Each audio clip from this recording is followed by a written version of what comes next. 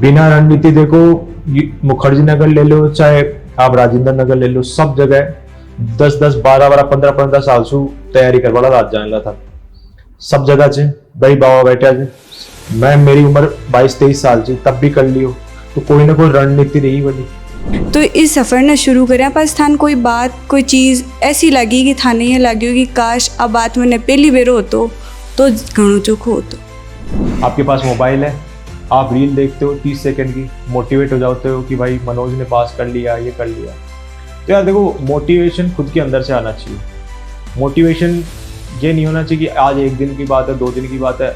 ये बात है, अगर डिसिप्लिन से रह के पढ़ाई करोगे, स्ट्रैटेजी एकदम सही रखोगे, तो यूपीएससी में आप 100% आपका रिकॉर्ड रहेगा। मेरा रहा है, क्योंकि आई ऑलवेज बिलीव कि मेरी स्ट्रैटेजी सही है, इसी स्ट्रैटेजी को कॉन्फिडेंटली मैं फॉलो करूँ। कि जैसे आपको एंग्जाइटी होती है पब्लिक स्पीकिंग बोल में, तो पब्लिक स्पीकिंग में बोलो आप।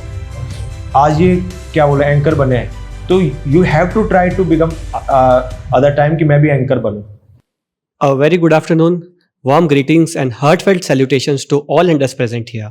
Today, I, Vedant Kumar, representing Prince Civil Services, and I feel very privileged to host this talk show with someone whose own journey is really inspiring and is remarkable, as that will be helpful to all the aspirants as a beacon in their journey. And today we are honored to welcome our guest, IPS Mohan Mangawa sir, who is a remarkable individual from Bassi village in Sikar, Rajasthan. Sir, first of all, heartily congratulations on the behalf of Prince family, and it is delightful to have you here. Sir, your journey is truly inspiring for all of us. You have secured AIR 551, and even more fascinating is that you had English literature in your graduation, but you opted Hindi literature as your optional subject, and Hindi was also your medium of preparation.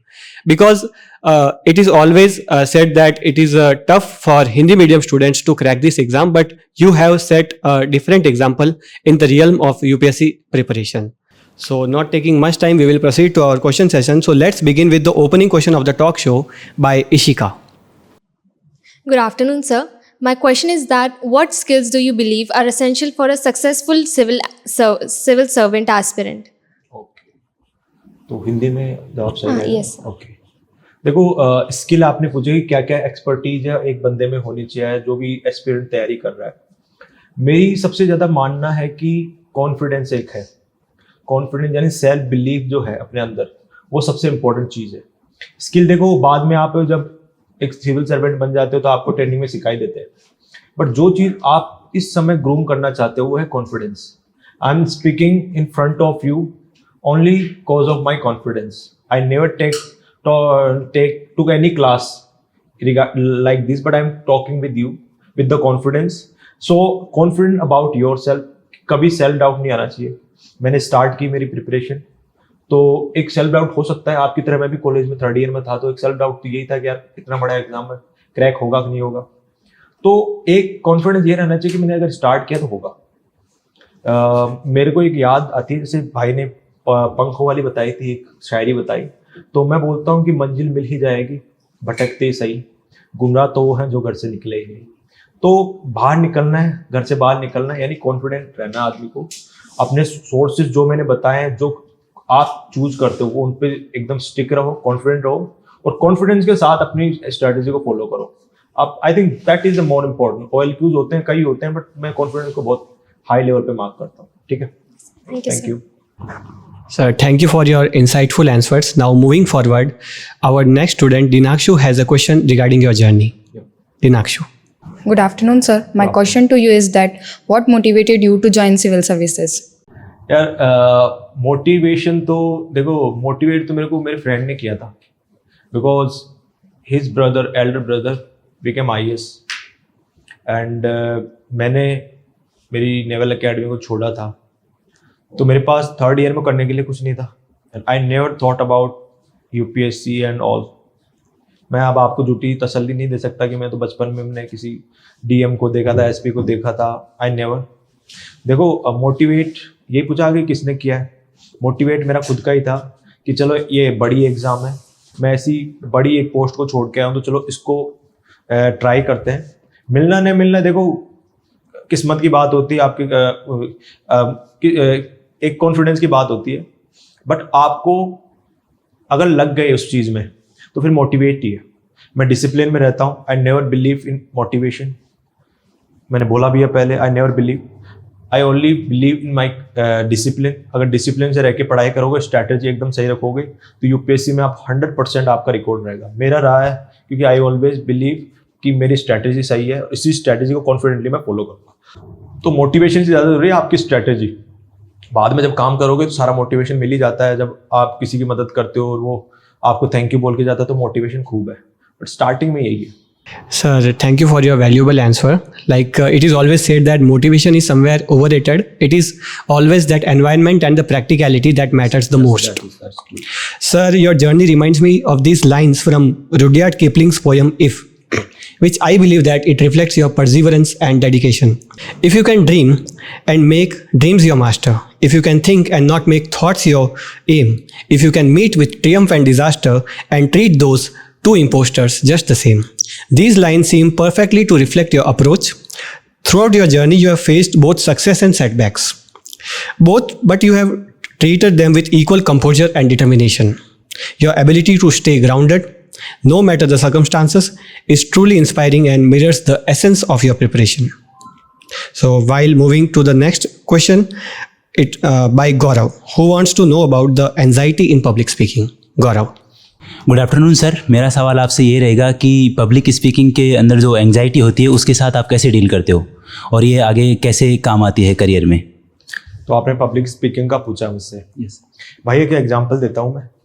मैं यहाँ आया हूँ, पहली बार मैं lecture ले रहा हूँ आप लोगों का। I am sitting here for the first time like talk show, so I am speaking some anxiety also in me right now होती है, because I am taking it first time now. तो anxiety ये सारी चीज़ें तब खत्म होती हैं धीरे धीरे जब आप when you start working on that. आप यही सोच के किसी चीज़ को ना करोगे कि एंजाइटी होगी मुझे। तो क्रुक्स ऑफ द टॉक यही है कि जैसे आपको एंजाइटी होती है पब्लिक स्पीकिंग बोल में, तो पब्लिक स्पीकिंग में ही बोलो आप। आज ये क्या बोले एंकर बने हैं, तो you have to try to become other time कि मैं भी एंकर बनूँ। वो बंदा काम कर रहा है, थोड़ा हेजिटेशन हो सकती है, होती है भाई, स्टार्टिंग में सीखने में टाइम लगता ही है, बट धीरे धीरे आप इस चीज़ों को ओवरकम कर जाओगे। धीरे धीरे ये चीज़ें आने लग जाएगी, नॉर्मल चीज़ें, और जब चीज़ें नॉर्मल होने लग जाती हैं तो आप भी नॉर्मल बन जाते हो, उन चीज़ों के लिए यूज्ड हो जाते हो। अपने राजनेता बहुत कॉन्फिडेंटली बोलते हैं ना, वो इसलिए बोलते हैं, उनकी एंजाइटी इसलिए नहीं होती क्योंकि क्या है, वो इतनी बार बोल चुके हैं कि उनके लिए यूज्ड टू है, नॉर्मल है वो। तो एंजाइटी पे काम करने का सिंपल सा तरीका है, या किसी भी चीज़ पे काम करने का सबसे बढ़िया वेस्ट है कि उसी पे काम करो। जब उस पर काम करोगे तो अपने आप वो धीरे धीरे नॉर्मल होने लग जाएगी। ठीक है, thank you. Thank you for your response. So it will be always valuable for me too. So now proceeding for the next question. Anjali has a question. Let's hear what she has to ask. Ram Ram sir ji. Ram Ram ji. સહેસુ પહેલી થાને ઘણો ઘણો ધન્યવાદ કે તે માં સગલા के बीच में पधार्या। मारो सवाल था सो यूँ है कि वो तो मैं भी जाना हाँ कि मेहनत तो घनी કર્યા सरसी, पर मेहनत के अलावा और कौन सा पहलुओं पर माने ध्यान देना चाहिए जिसमें मारो सफलता को मुकाम पा सका। और मैं यो भी जानना चाहूँ कि थे यूपीएससी को थारो सफ़र पूरो कर चुका हो, तो इस सफ़र ने शुरू कराया पास थान कोई बात कोई चीज़ ऐसी लगी कि थाने ये लगी कि काश आ बात मैंने पहली बेरो होतो तो घणो चोखो होतो। देखो मैं स्टार्ट करो यूपीएससी की जर्नी 2021 नवंबर में, और सबसे पहले तो कि आपको ने ध्यान रखवा की चीज़ बात यही है कि जब स्टार्ट करो थे तो पहली था रिसोर्सेस जो है वन कंफर्म रखो। कंफर्म यानी बड़ा कॉन्फिडेंस होना चाहिए आपको कि भाई ए रिसोर्स से मैं आमाड़े ही पढ़ते रहूँ। तो पहली बात तो ये हो गई। अब दूसरी बात आज है कि जब रिसोर्स कंप्लीट हो गए, आपने पढ़ लिया, तो एक रणनीति बनाओ, सबसे ज़्यादा जरूरी है यूपीएससी में। बिना रणनीति देखो मुखर्जी नगर ले लो, चाहे आप राजेंद्र नगर ले लो, सब जगह 10-10, 12-12, 15-15 साल से तैयारी कर बड़ा रात जाने था सब जगह से भाई बाबा बैठा थे।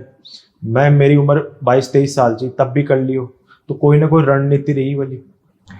रणनीति अगर आपकी ठीक रही तो आप 20 दिन में भी थे पास होला, 20 दिन पढ़ रही अगर आपकी रणनीति और आपने स्टैटिक और इनको मजबूत रखा है तो ठीक है। तो बात चीज़ हमारा काम करना चाहे। एक क्वेश्चन और कहाँ था को मैं थोड़ा रिकॉल कर बताऊँ। यूपीएससी का सफ़र ने पूरो कराया बाद में थाने कोई चीज़ यहाँ लगी कि आ बात मैंने पहली बेर होतो तो घणो चोखो होतो। ऐसे तो कोई चीज़ मुझे याद आ नहीं रही है, क्योंकि सबसे बड़ी प्रॉब्लम आपको, मुझे ऐसा लगता है कि याद तब आवा है जब आप फेल हो। आदमी पहले तो कॉन्फिडेंट में रहे, फेल हुए बाद में भी कहते ना कि ठोकर लागे सब कुछ पता चल लागे जाए, दिमाग तो तभी आता है जब आपको ठोकर लगती है। तो अनफॉर्चुनेटली मुझे ठोकर लगी नहीं अभी तक, तो शायद मेरे को तो ऐसे लगता है कि मेरी स्ट्रेटेजी सही है, कि स्ट्रेटेजी सही रही, रणनीति सही रही, तभी तक काम चाल रहा है अभी तक। तो ठोकर लागवा के अब शायद जरूरत पड़ा भी को नहीं। तो लेकिन देखो, फेलियर से अगर सीख लिया आपने, फेल हो गए कोई बात नहीं, देखो कोशिश ना करने वालों से तो अच्छा है कि कोशिश करके फेल हो जाना, ठीक है। या आप यहाँ यूपीएससी की तैयारी कर रहे हो, आप सबसे बड़ी जीत तो वही है यार कि आप कर रहे हो और दिल से कर रहे हो। तो ऐसी चीज़ मुझे अभी तक दिखी नहीं है, बट आपको जब भी लगे फेलियर, किसी दूसरे के फेलियर से भी सीख लेना। छोटी लाइफ बहुत छोटी है कि खुद ही गलतियां कर करके सीखो। तो इट्स इज़ वेरी किसी ने कहा भी है कि दूसरों की गलतियों से सीख लेना भी एक बड़ी जीत होती है आदमी की। तो मैं जबकि करया, दीपक जी पहले आया जा, मोहन जी पहले आया जा, मैं शायद थोड़ी गलती करेगा तो आना तो टाइम लाग गो, लेकिन फिर भी मैं पास हुआ, तो मैं गलतियों से सीख गया। तो बाकी गलतियों से भी सीख सको, तो यार शायद यहाँ का रिसोर्स स्टार्टिंग में अपनाया जिस टाइम जी भी के कारण पास को नहीं हो पाया, मैं शायद बाकी गलतियों से सीख कर ऐसी स्ट्रेटेजी अपना लियो जिससे लगातार पास होते, ठीक है। तो यही मेरा आंसर है, कोई गलती से अभी तक मैंने सीखा नहीं है, क्योंकि गलती यूपीएससी में तो हुई नहीं है मेरे से अभी तक। Thank you so much. Good afternoon, sir. I am Nikunj. So, sir, I would like to ask you that is there any unexpected lesson or insight you might have learned during your UPSC journey? Something which is not related to books or exams, but something that helped you grow as a person? मेरे को देखो, सबसे ज़्यादा जो UPSC के अलावा जब मैंने प्रिपरेशन की है, तो जो सबसे ज़्यादा मेरे को हिट करती है ना चीज़, वो है आदमी मोटिवेशन के पीछे भाग रहा है। आपके पास मोबाइल है, अरे पूछ नहीं, बता रहा हूँ, है ना। आपके पास मोबाइल है, आप रील देखते हो 30 सेकंड की, मोटिवेट हो जाते हो कि भाई मनोज ने पास कर लिया, ये कर लिया। तो यार देखो, मोटिवेशन खुद के अंदर से आना चाहिए। मोटिवेशन ये नहीं होना चाहिए कि आज एक दिन की बात है, 2 दिन की बात है, ये बात है 2 साल की। 1 साल प्रिपरेशन करते हो आप, 1 साल आप एग्ज़ाम ही देते हो पूरे साल। मैंने 5 जून को एग्ज़ाम दिए, फिर अब सितंबर में मेरा मेंस होगा, फरवरी में इंटरव्यू होगा और अप्रैल मई जून में रिजल्ट आएगा। 1 साल लग गया आपको। तो ये स्प्रिंट नहीं है, मैराथन है। तो आपको परसिवरेंस एंड धैर्य रखना ही पड़ेगा, चाहे कितना ही कर लो। धैर्य के साथ आप अगर लगातार अपने शेड्यूल शेड्यूल होता है उसको फॉलो करोगे, तो मुझे लगता है ये लर्निंग मेरे बहुत काम आई है। यानी पेशेंसफुल रहना, कि होता ना कि कभी ना कभी तो मौका देगी, जिंदगी भी देती है, हर आदमी को मौका देती है, बट उस मौके को चूकना नहीं है। एक फेबियस प्लिंटस मैक्सिमस एक कैप्टन रहे आयरलैंड के, उसके मतलब सेना कमांडर, तो उनका यही कहना था यार, कि ये बात मैंने लिखी हुई है कहीं, कि देखो मौके का इंतजार करो। मौके का इंतजार मतलब जब तक मौका नहीं आया तब तक बैठे रहो, बट काम करते रहो, लगातार अपने आप प्रिपेयर होते रहो, लेकिन जब मौका आता है तब मत छोड़ो।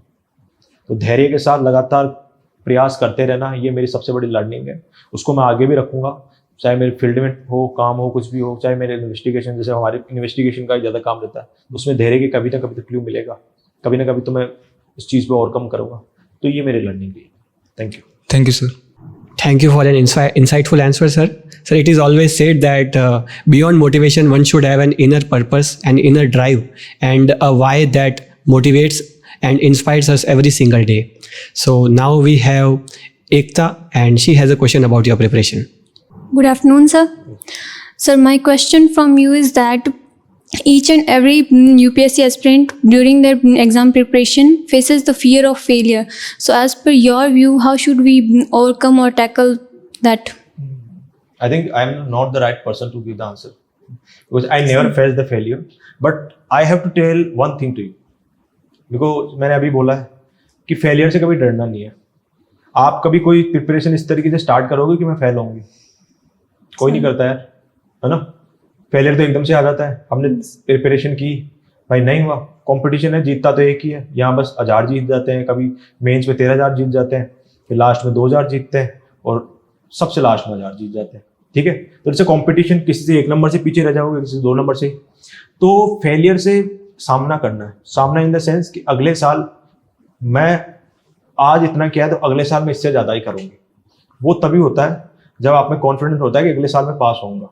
ये माइंडसेट कभी मत लेके चलना कि भाई मेरा तो होगा नहीं होगा, जो असमंजस वाली है। मैंने इनको आंसर दिया कॉन्फिडेंस। कॉन्फिडेंस का खेल यही होता है कि आपको हमेशा उस पॉजिटिव वाइब में रखता है कि भाई मैं पास हो रहा हूँ, मैं पास हो रही हूँ।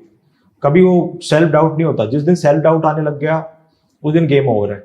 फिर कहीं ना कहीं आप निकल ही जाओगे, आप इंटरव्यू में डरोगे, आप इंटरव्यू में शिवरिंग करोगे तो वहाँ आपको कम मार्क्स देंगे। तो फेलियर से हमेशा सीखना है चीज़ों को। देखो लर्निंग हमेशा चलती है। आज हम बन गए, सर्विस में जाएंगे तो भी हम सीखेंगे। सीखने का प्रोसेस कभी खत्म ही नहीं होता है। तो फेलियर हर जगह है, बस उसको पॉजिटिव तरीके से लेके अगले साल कैसे अटेम्प्ट देना है वो अपने ऊपर है। ठीक है, Thank you, sir. Sir, thank you for your thorough response. It was a valuable insight.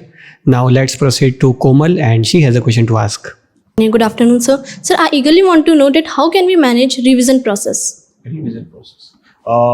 If I tell you, can you read a book of 800 pages in a 3 days? Yes, sir. No. But you can read out that book's notes Yes, sir. if you make the short notes of that. Yes, sir. So I, prepared my notes in such a way कि मैं 2 या 3 दिन में उनको revise कर पाऊँ। मैंने अभी आपकी लोग क्लास ली नहीं, आई थिंक 3rd ईयर की मैंने क्लास ली है। When I will in your class I will show my notes, so you will be get the insight from that कि how I made the notes which can be revised in 5 minutes. Whole disaster management, disaster management subject आपके GS3 में I made the notes on that and my notes is 1 page notes of whole disaster management. Okay, I will show you. So make the notes of any book which you read and after that revise it more and more times. Notes हम इसीलिए बनाते हैं ताकि time save हो हमारा, और important चीज़ को हमने कर लिया ताकि जो इम्पोर्टेंट नहीं है उसको ना पढ़ना पड़े। तो इम्पोर्टेंट चीज़ों के नोट्स बनाओ, उनको बार बार रिवाइज करोगे। यही रिवीजन के 10 बार करो, 20 बार करो, 30 बार करो, कोई गिनती नहीं है। जितनी बार याद नहीं होता तब तक रिवीजन करो। ठीक है, रिवीजन का यही प्रोसेस है with the notes. Okay, try to make the notes. Okay, Thank you, sir. Thank you. Sir, sometimes inconsistency in revisions and note making truly becomes a disaster, and we will be grateful to know the note making strategy from you. Now, moving on to Monu, and he has a question to ask. नमस्ते sir, मैं हिंदी माध्यम का छात्र हूँ। बिल्कुल भाई। मेरा आपसे प्रश्न ये रहेगा कि आपने ग्रेजुएशन इंग्लिश लिटरेचर से की, फिर आपने हिंदी साहित्य ऑप्शनल में चूज की, इसमें आपके क्या क्या चैलेंजेस रहे? भाई देखो, मैं हूँ उपयोगितावादी आदमी, है ना। उपयोगितावादी आदमी करता क्या है कि मेरा काम निकल जाए, फिर बाद में कोई कुछ भी हो। तो मैंने देखा यार कि मेरे पास इंग्लिश लिटरेचर तो है, मेरे पास हिस्ट्री भी था, मेरे पास पॉलिटी भी था, 3 सब्जेक्ट होते हैं बीए में। फिर मैंने देखा कि मार्क्स हिंदी में कितने हिंदी मीडियम वाले देते हैं जब एग्ज़ाम, और हिस्ट्री ऑप्ट करते हैं, इंग्लिश लिटरेचर ऑप्ट करते हैं, या फिर पॉलिटी ऑप्ट करते हैं PSIR, तो उनके मार्क्स कैसे आ रहे हैं। तो मार्क्स मैंने देखी कि हिंदी लिटरेचर का एवरेज बहुत अच्छा है। एवरेज इन द सेंस कि आप कितना ही करके आओ, अगर 250 प्लस है तो आपके एवरेज माने जाते हैं। ठीक है, तो एवरेज जब मैंने देखा कि हिंदी लिटरेचर अच्छा है तो क्यों ना मैं इसी को उपयोग करके कुछ ना कुछ बन जाऊँ। यही होता है माइंडसेट, तो बनना है एट लास्ट। तो भाई मैंने यही सोच के हिंदी लिटरेचर लिया। इंग्लिश लिटरेचर में इतना कॉन्फिडेंट था भी नहीं, और कभी लेता भी नहीं। लेता तो मैं या तो हिस्ट्री लेता या PSIR लेता। तो मैंने देखा कि हिंदी लिटरेचर में अच्छे मार्क्स भी आ रहे हैं आजकल। क्या इसके सबसे बेस्ट थी कि इसकी नोट्स भी प्रोवाइडेड थे, इसकी वीडियो भी प्रोवाइडेड थी, तो सारे मेरे पास अवेलेबल थे। तो क्यों ना मैं कि पढ़ना किसी भी चीज़ को होता है, PSIR लोगे उसमें भी पढ़ना आपको खूब, हिस्ट्री लोगे उसमें भी खूब पढ़ना होता है। तो क्यों ना मैं ऐसी चीज़ को पढ़ूँ जिसमें मार्क्स आ रहे हैं, है ना। और देखो भाई लास्ट में मेरे को हिंदी लिटरेचर ने बनाया, ठीक है। तो क्यों ना हम ऐसी चीज़ यूज़ करके बन जाए। इंग्लिश मीडियम वालों के पास ये प्रॉब्लम नहीं है, बट हिंदी मीडियम वालों के पास अपने थोड़ा ये रहता है ये प्रॉब्लम। तो उस प्रॉब्लम का यही सॉल्यूशन है कि मार्क्स जो जिसमें आ रहे हैं वो लो, पास हो जाओ। ठीक है, धन्यवाद। थैंक यू भाई। Sir, your selection of subjects seems to be very strategic and productive, and it was very insightful to learn about selection of subjects from you. And now we have Narpat, and he has some personal questions to ask. Good afternoon, sir. Sir, what are your hobbies that you adopt in your journey? and shape in your preparation? भाई मैं पहले cricket खेलता था, वो बंद कर दिया। Meditation मैंने कभी किया नहीं, but I use that in my DAF detail application work because I had to show that because I do meditation. I do a little bit meditation type things because you haven't much time to spend on your hobbies when you are preparing. Okay, so you can because you are a first year student. Yes, sir. So you can opt that any kind of hobbies like reading books, reading novel type का जो भी आपको पसंद हो.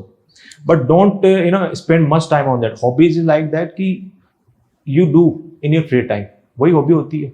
ऐसी hobby opt करो। देखो UPSC के पर्पज से हॉबी ऑप्ट मत करना कभी कि यूपीएससी में भाई मेडिटेशन अच्छा लगता है तो मैंने मेडिटेशन करना स्टार्ट कर दिया। आप वो चीज़ करो जो आपको पसंद है, करना आती है, अच्छी लगती है, अपने आप वो हॉबी बन जाती है। वहाँ आप शो करोगे, शायद उनको भी अच्छी लग जाए, है ना। और हॉबी से इतना फर्क पड़ता नहीं है कि आपकी क्या हॉबी है। भाई मेरा न्यूज़पेपर पढ़ना हॉबी हो सकती है, एनीथिंग कैन बी हॉबी तो हॉबीज़ को आप, क्योंकि आपके पास टाइम है, मेरे पास नहीं था बिकॉज मैंने नवंबर 2021 में मैंने स्टार्ट की, मेरा 5 जून 2022 को एग्जाम था प्रीलिम्स का, तो मेरे पास इतना टाइम था क्या कि मैं हॉबी भी ऑप्ट करूँ और करूँ, तो मेरे पास नहीं था ना वो लग्जरी मेरे पास नहीं। But you have the luxury कि आपके पास 2 साल है, इसके बाद साल बाद भी आप आई थिंक आप अंडर एज ही रहोगे।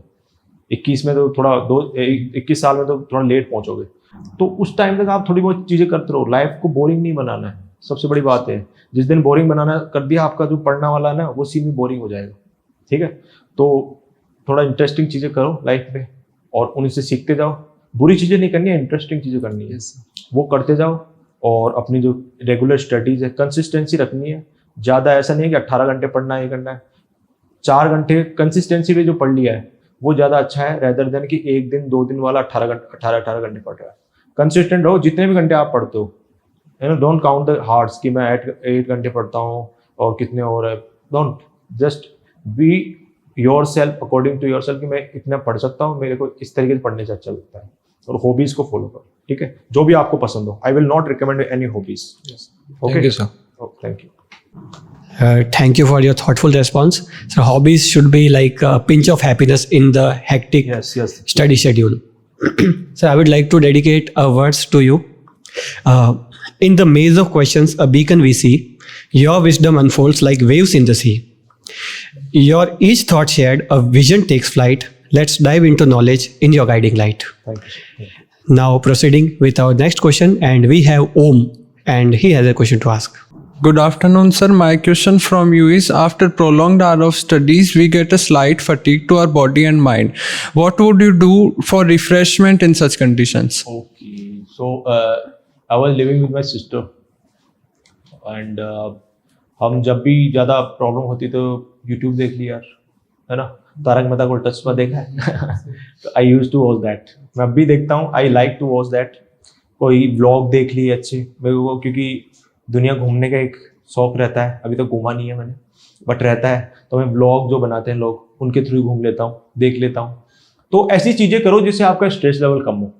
आप पेरेंट्स से बात करना अच्छा लगता है, आप दूर रहते हो तो पेरेंट्स से बात करना अच्छा लगता है, उनसे करो। या जिससे भी बात करना अच्छा लगता है उससे करो, है ना। तो वो ऐसी चीज़ें करो जिससे आपका स्ट्रेस लेवल थोड़ा कम हो जाए और आप वापस रिचार्ज होके काम करने लग जाओ।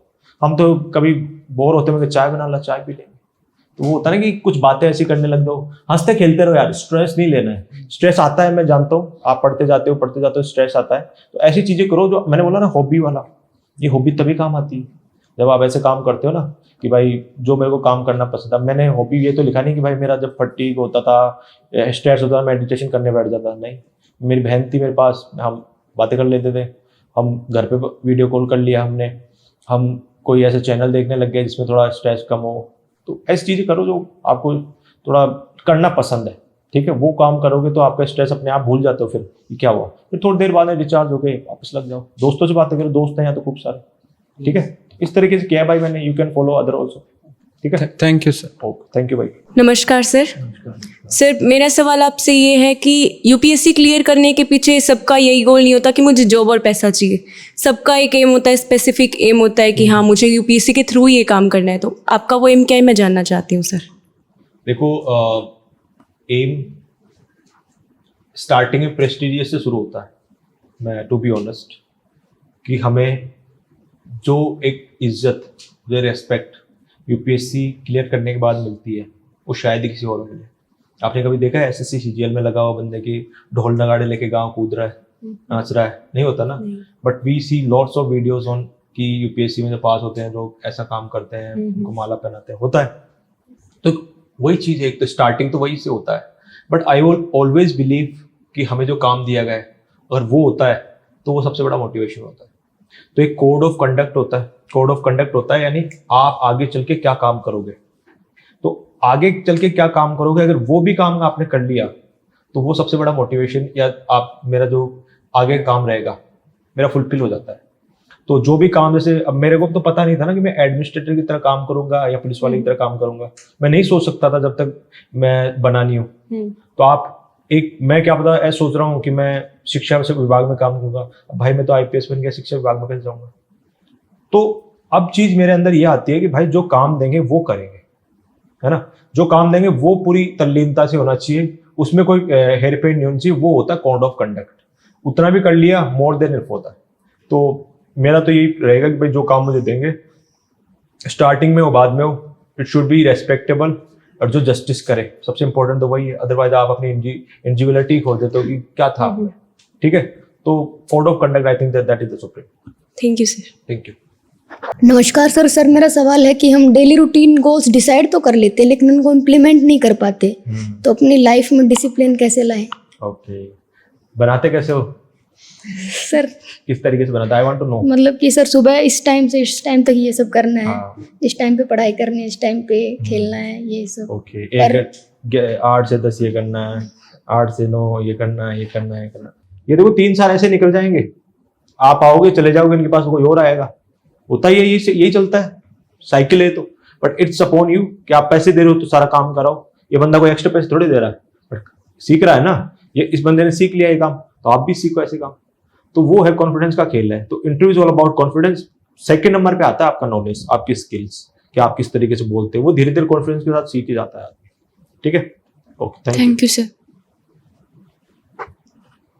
Confidence, knowledge, and skills. These 3 factors that matter the most. Yes. Thankful for the thoughtful response, sir. And now we have Anusuya, and she has a question to ask. नमस्कार सर मेरा आपसे ये question है कि जब हम पढ़ने बैठते हैं तो हम कंसिस्टेंसी नहीं बना पाते। हम 2 घंटे लगातार पढ़ लेते हैं लेकिन सर बाद में ओवर थिंकिंग होने लगती है। तो सर उस समय आपने कैसे कंसिस्टेंसी बना के रखी? देखो, वापस आप एक गलत आदमी से क्वेश्चन पूछ रहे हो, क्योंकि मेरे कभी ओवर थिंकिंग इतनी हुई नहीं है यार। टाइम ही नहीं मिला ओवर थिंकिंग करने का कि इतना कम टाइम रहा मेरे पास। प्रीलिम्स की तैयारी करूं, फिर मेंस की तैयारी करूं। बट होता है, देखो it's a problem with anyone ना, कि प्रॉब्लम होती है ऐसी कि आदमी, और लड़कियों में ज्यादा होती है कि एक बार नहीं हुआ तो अगले साल घर वाले शादी कर देंगे। ऐसा होता है, दबाव होता है। देखो सोशल फैक्टर्स हैं ये, और ये चीजें हो भी सकती है। ओवर थिंकिंग को कम करने का तरीका सबसे बेस्ट है कि आप लगातार अपने जो आपने पढ़ा है, आप पढ़ रहे हो, आपको ओवर थिंकिंग हो रही, कोई चेंज कर दो, सब्जेक्ट चेंज कर लो, जो आपको पसंद हो वो सब्जेक्ट पढ़ना शुरू कर दो। तो उसमें क्या है, माइंड डाइवर्ट होता है आदमी का। तब भी नहीं हो रहा तो आप स्टडी से उठ जाओ, थोड़ी देर इधर उधर घूम लो, जो भी आपकी हॉबीज, भाई ने पूछा हॉबीज, वैसे कुछ करने लग जाओ, यूट्यूब थोड़ा देख लो, जो भी है। बट टाइम फ्रेम में देखना, ऐसा नहीं कि यूट्यूब देखने ही लग गए फिर सारा करने लग गए। तो ओवर थिंकिंग को कम करने के तरीके ये हैं, क्योंकि मेंटली लोचा है, कोई फिजिकली नहीं है, मेंटल वाली बात है। तो मेंटली ही मेंटली इसको सुलझाया जाएगा, रेदर देन कि आप कि कुछ ऐसा तो है ना कि किसी की दवाई ले लेते एकदम से माइंड शार्प हो गया, एकदम से आ गया। तो मनोमस्तिष्क की बीमारियों को सही करने का सीधा इलाज है कि माइंड को डाइवर्ट करो। डाइवर्ट इन द सेंस कि आपका इधर सोचने में जा रहा है तो उसको डाइवर्ट करने के लिए ऐसी चीज पढ़ने लग जाओ जो आपको पसंद है। मैं क्या करता था, कभी कभी मैं हिंदी लिटरेचर पढ़ने लग जाता था। ऐसा होता ना कि बोर हो जाते हैं, बहन से बात कर लिया, कितनी बात करें, है ना। तो फिर ऐसे कि यार नॉवेल पढ़ने लग जाओ, गोदान टाइप का हमारे हिंदी लिटरेचर में होता है, वो पढ़ने लग जाओ। तो देखो मेरा कोर्स भी हो गया और काम भी निकल गया। तो उस तरीके से आप कर सकते हो। जितना मैं सोच सकता हूँ इतना ही मैं आंसर दे सकता हूँ। Okay, thank you sir. Thank you for the valuable insight, sir. And now we have Tanisha, and she has a question to ask. Ram Ram sir, मैं हरियाणा ते कई बार आप प्रिपरेशन करते टाइम अपना दिमाग में यो चलता रहे कि अगर यो बदलाव आ जाता तो घना ही अच्छा होंदा। तो मेरा सवाल यो ही है आप ते, what changes would you like to see in civil services in future? क्या चेंजेस मेरे में आने चाहिए? सिविल सर्विसेज में। सिविल सर्विस में क्या चेंज आना चाहिए? ओके, ये तो यार मेंस वाला क्वेश्चन पूछ लिया आपने। यार देखो, सबसे बड़ी तो यही है कि सिविल सर्वेंट को जो भगवान बना रखा है ना, वो नहीं होना चाहिए। We are just a person, तो पर्सन को पर्सन ही रहने दिया जाए, भगवान ना बनाया जाए। जो होते हैं ना OMG में, वो बंदा बोलता है कि भगवान मत बनाओ, भगवान मत बनाओ, लास्ट में उसी को भगवान बना देते हैं लोग, जो भगवान का विरोध करता है। तो बी ए पर्सन, तो लोगों के माइंडसेट को थोड़ा बदलना होगा। एडुकेटेड पीपल होते हैं, वो आपको उतनी रेस्पेक्ट देते हैं जितनी देनी चाहिए। आज मैं किसी SDM के पास जाऊंगा तो मैं उसको उतनी इज्जत दूंगा जितनी वो डिजर्व करता है। ये नहीं कि मैं जाके पैर पकड़ लूंगा उसका। बट लोगों का माइंडसेट क्या है, क्योंकि ब्यूरोक्रेसी चलती आ रही है एंशिएंट टाइम से, हिस्टोरिकल टाइम से, तो वो होता ना कि भाई भगवान हो आप, तो हमारे होता ना। तो वो चेंज मैं सोचता हूँ कि भाई अगर मैं एज SP भी काम करूंगा तो मैं सबऑर्डिनेट को उतनी इज्जत दूंगा जो डिजर्व करता है, क्योंकि मेरा काम उसके बिना भी नहीं चल सकता। I am not a God, मैं कोई भगवान नहीं हूँ जिले का। जिला चल रहा है, अपने काम से चल रहा है, मेरा जो काम है वो मुझे करना है। तो एक तो चेंजेस ये हो गया। दूसरा चेंज ये है कि जो सिविल सर्विसेज में अलग अलग सर्विसेज हैं, उनके बीच जो गैप है, IAS IPS आजकल है ना, जो दूसरी सर्विस वाले हैं उनको कुछ नहीं समझते। ऐसा समझते हैं क्यों? क्योंकि उनका पब्लिक इंटरेक्शन इतना नहीं है। तो they need some equal respect from us, because we IAS IPS don't give them. I also feel यानी कि वो होता है। तो मेरे थोड़े पॉजिटिव माइंड सेट रहता है उनके प्रति भी, सबको रेस्पेक्ट मिलनी चाहिए। और हमारा काम भाई है लोगों को सेवा देना, है ना। जो चीज़ें पब्लिक में बनी हुई है उनको रखना और अच्छे से काम करना। देखो, corruption is a part of our society. अब मैं ये कभी नहीं बोलूंगा कि करप्शन को एक दिन में जाकर खत्म कर दूंगा, नहीं होता। बट हम उसको मिनिमाइज तो कर सकते हैं। प्रैक्टिकली यही है कि मिनिमाइज कर सकते हैं। तो वो चीज़ हम कर सकते हैं कि गवर्नमेंट भी कर रही है, गवर्नमेंट को कुछ नए नए सुझाव दें। आप जैसे बच्चों, मैं तो कभी कभी सोचता हूँ कि as a SP I will coordinate with the college students. मैं ऐसे कॉलेज स्टूडेंट को मोटिवेट करूँ कि आप हमें ऐसी चीज़ बना के दो, क्योंकि मैं स्कूल टाइम पे जब जाता था कॉलेज में, ऐसी ऐसी चीज़ें बनाते थे कि यार सर इस आदमी को डिटेक्ट करने के लिए हमने ऐसी चीज़ बनाई है। कॉलेज के टाइम में मैं देखता था, मेरे कॉलेज नहीं, जब मैं हमारी कोई लगती प्रदर्शनी लगती तो हम तो ऐसे बच्चों से इंटरेक्शन करो ना, उनकी चीज़ों को इम्प्लीमेंट करवाओ। होता है ना डिटेक्टिंग में, इनमें तो बच्चे को भी एक कॉन्फिडेंट रहेगा कि भाई मेरी चीज़ देखो आज गवर्नमेंट यूज कर रही है। तो बच्चों के साथ, लोगों के साथ जितना इंटरेक्शन करोगे, उनके साथ बैठोगे, बात करोगे, तो सिविल सर्विस अपने आप वही हो जाएगी जो जितनी डिजर्व करती है। ठीक है, तो इससे इतना ही मैं सोच पा रहा हूँ, आगे देखें क्या होता है ना। धन्यवाद सर। आप आगे जाके एग्जाम्पल लिखो, एथिक्स में एग्जाम्पल लिखते हैं IAS IPS के। I will try to be in your answers, है ना। Thank you Sir, that was a visionary response that you expect some changes in the civil services. It's needed, yaar.